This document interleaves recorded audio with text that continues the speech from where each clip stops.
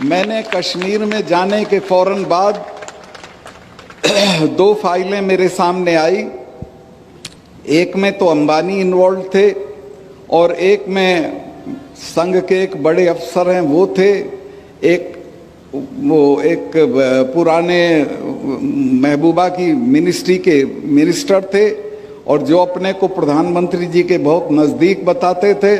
मुझे सेक्रेटरीज ने दोनों डिपार्टमेंट के बताया साहब इसमें घपला है।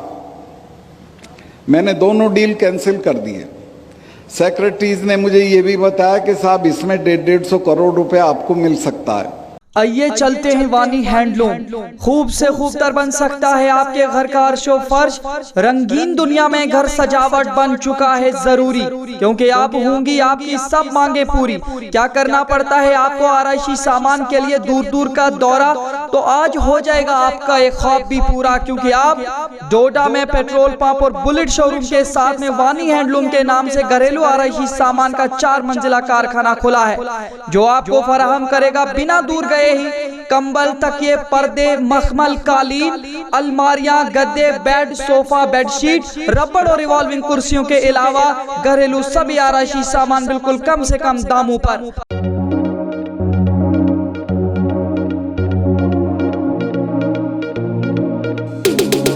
हासिल करने के लिए राब्ता करें 9906374660, 9906233314।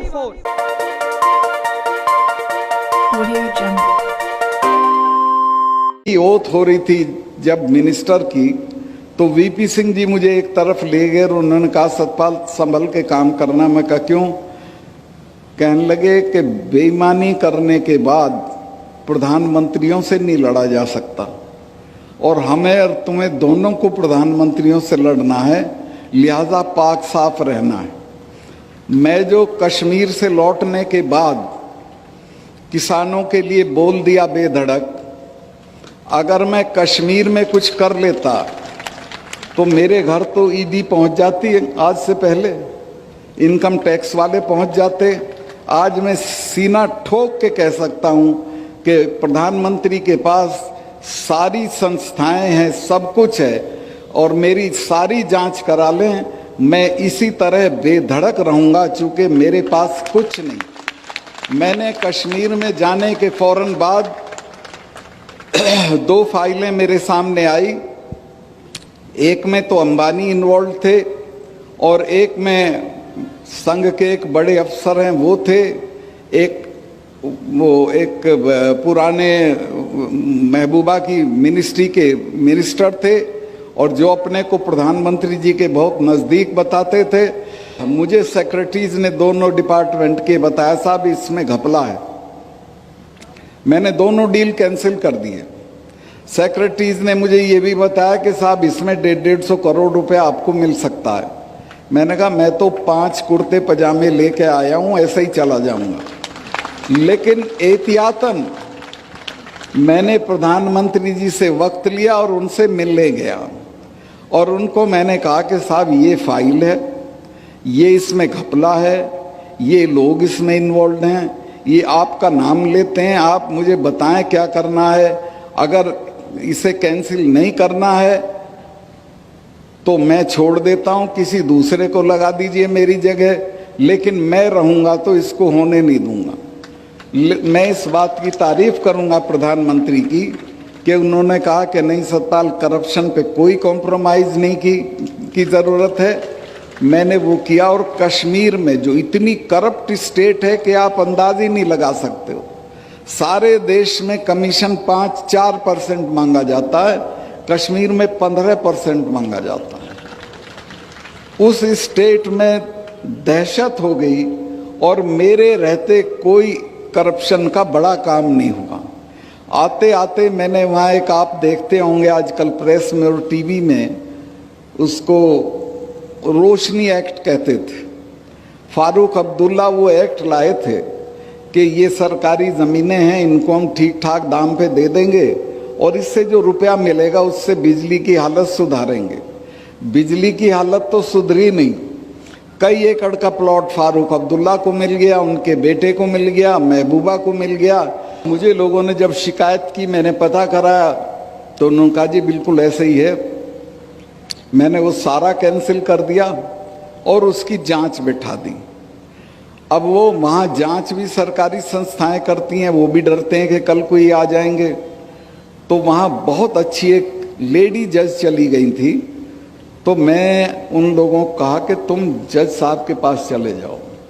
तो वो हाई कोर्ट में चले गए और मिसेज मित्तल करके, मिसेज नहीं थी, शादी नहीं हुई थी, इनकी मित्तल थी, उन्होंने ये पूरा मामला सीबीआई को पकड़ा दिया।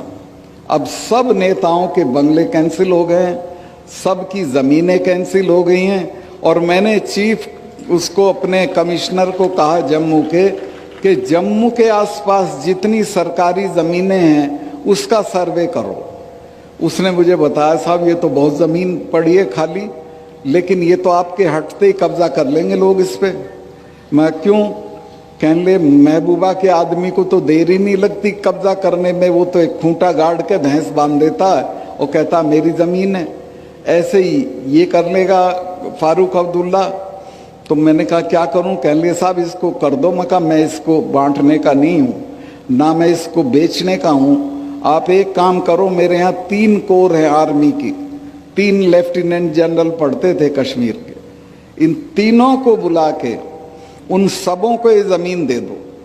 मैंने वो सारी ज़मीन फौज को बंटवा दी, बची हुई पुलिस के क्वार्टर बनवाने के लिए दे दी। आज 1 इंच ज़मीन ऐसी नहीं है जिस पे कोई कब्जा कर ले या उसे खा जाए।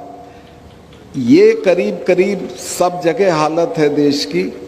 तो मैं आपसे जो नए जो अफसर आए हैं उनसे ये उम्मीद करता हूँ कि आप जहाँ जाओ कार्निवोलस फ्लावर मत बनना, समाज के दबाव में मत आना, ख़ास तौर से बीवियों के दबाव में बिल्कुल मत आना। वही खराब करती हैं, बुरा मत माने। वो पड़ोसन की सारी चीज़ दिखाएंगी। देखो इसके ये है, आजकल एक टीवी में ऐड आ रहा है, वो एक अफसर है, वो जा रहा है अपनी बीवी के साथ अपने मातहत के यहाँ, तो कहता मेरा जूनियर है। तो जाते ही कहती जूनियर है, घर तो देख कितना बढ़िया कर रखा है, मिसेस शर्मा की साड़ी तो देख कैसी है। तो ये दबाव आएंगे आप पे, ये दूर नहीं है। और आपको भी अच्छा लगेगा कि आप थोड़ा पैसा कमा लें, बढ़िया गाड़ी लें, बंगला बना दें। मैं ऐसे ऐसे लोगों को जानता हूँ जयपुर में कि जिनके गांव में फूस का घर नहीं था और उन्होंने क्या क्या बंगले बना रखे हैं, वो आपके समाज में भी आके इनाम बांट जाते हैं। आप कभी देखते ही नहीं कौन है, कौन आ रहा है, कौन नहीं, कौन जा रहा है। तो मैं ये निवेदन करना चाहता हूं कि समाज को निष्कलंक रखिए, अपनी सेवा को निष्कलंक रखिए, खुद को निष्कलंक रखिए, तो आप किसी से भी लड़ सकते हैं। मेरे पास आज यकीन करेंगी बहन जी, आपसे बता रहा हूं मैं कि रिटायरमेंट के बाद रहने के लिए घर नहीं है। सरकार कोई अलॉट कर देगी तो चला जाऊंगा, लेकिन मुझे इस बात की फिक्र नहीं है कि मेरे पे घर नहीं है। मैं जहाँ रहता था वो 1.5 कमरे का मकान था। जो भी चौधरी साहिबान मिलने आते थे, ख़ास तौर से राजस्थान वालों पे तो बहुत पैसा है, वो देख के अरे 1.5 कमरे के मकान में रह रहा है, ये मिनिस्टर रह लिया, MP रह लिया, MLA रह लिया, क्या चीज़ है।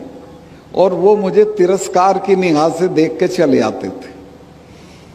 लेकिन मुझे पता था यही गरीबी जो है ये मेरी ताकत है। और मैं आज भी महसूस करता हूँ कि मैं देश के किसी भी ताकतवर आदमी से लड़ सकता हूँ। किसानों के सवाल पे अगर लड़ाई आगे बढ़ी तो मैं इस पद को छोड़ के उनके साथ खड़ा हो जाऊंगा और किसी की कोई परवाह नहीं करूँगा। लेकिन ये तभी संभव है जब मेरी अलमारी में कोई गलत चीज़ न रखी।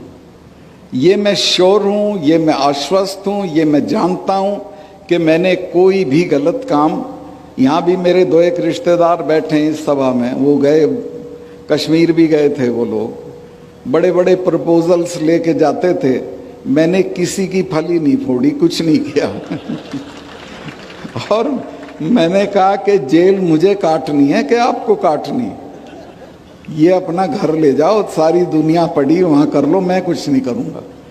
तो मैं जो नए लोग चुने गए हैं उनसे ये चाहूँगा कि वो अपने मानदंड कायम करें, ईमानदारी के, निष्ठा के, अपने समाज के लिए कमिटमेंट के, और अपने समाज को आगे बढ़ाएं। ये जो संस्थाएं हैं जैसी चला रहे हैं, इनमें जो योगदान हो सके वो दें, क्योंकि यहीं से हमारे बच्चे निकलेंगे और वो आगे बढ़ेंगे। कि जो यहाँ ये जाट गौरव संस्थान वाले काम कर रहे हैं, इसी तरह के कामों से समाज बढ़ेगा, इसी तरह के कामों से समाज की तरक्की होगी। समाज की तरक्की बुढ़े के मरने पे 40 गांव का खाना देने से बुढ़ा सूरजमल नहीं हो जाएगा। बुढ़ा तो वही रहेगा जो मरा है।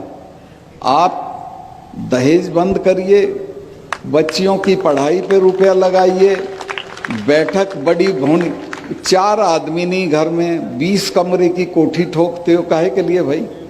बच्चे को पढ़ाओ, लंदन भेजो, अमेरिका भेजो, यहाँ के बढ़िया से बढ़िया संस्थान में भेजो। उस तरफ तवज्जो नहीं है। एक बहन जी हमारी मदद कर सकती हैं, सुमित्रा जी। यहाँ की औरतों में सोने का बहुत शौक है, सोना पहनने का इतना चलन है कि यहाँ से यहाँ तक सोने में भरी रहती हैं। मैंने इसकी तस्दीक करी है कि सोने का इतना क्रेज और शौक है कि चाहे घर बिक जाए सोना होना चाहिए।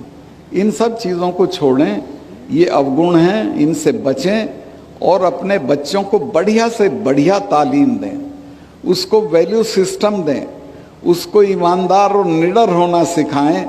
तो मैं समझूंगा कि आप अपने